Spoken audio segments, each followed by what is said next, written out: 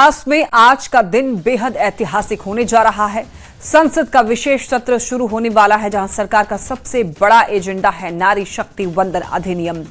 इस बिल के जरिए लोकसभा में महिलाओं के लिए 33% सीटें आरक्षित की जाएंगी। लेकिन पेच यहां नहीं है, बल्कि लोकसभा की सीटों के विस्तार और परिसीमन में फंसा है। आखिर क्यों? आप इस रिपोर्ट के जरिए देखिए पूरा मामला।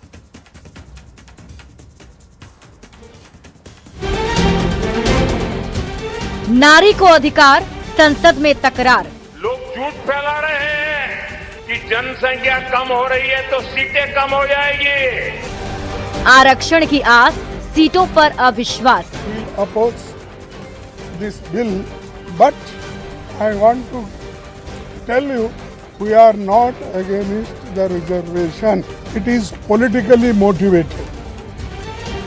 शक्ति का मान, परिसीमन पर संग्राम।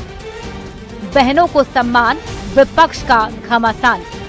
प्रधानमंत्री नरेंद्र मोदी के नेतृत्व में सरकार 16 से 18 अप्रैल तक चलने वाले संसद के विशेष सत्र में ऐतिहासिक संवैधानिक बदलाव लाने की तैयारी में है।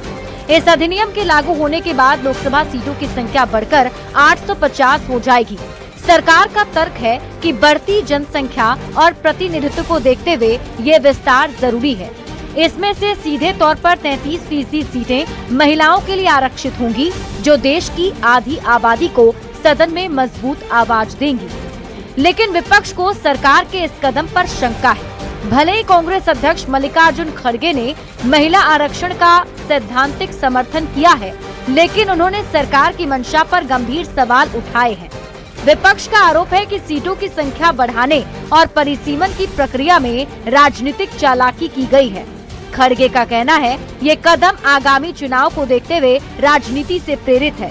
विपक्षी दलों ने एकजुट होकर इस बिल के मौजूदा स्वरूप का विरोध करने का निर्णय लिया है। तो सवाल है कि परिसीमन और महिला आरक्षण जैसे देश के लिए जरूरी मुद्दों पर क्या भ्रम फैलाया जा रहा है, या विपक्ष का डर सही है? परिसीमन के बहाने राज्यों के प्रतिनिधित्व का संतुलन बिगाड़ा जा रहा है। Bureau report, news 18।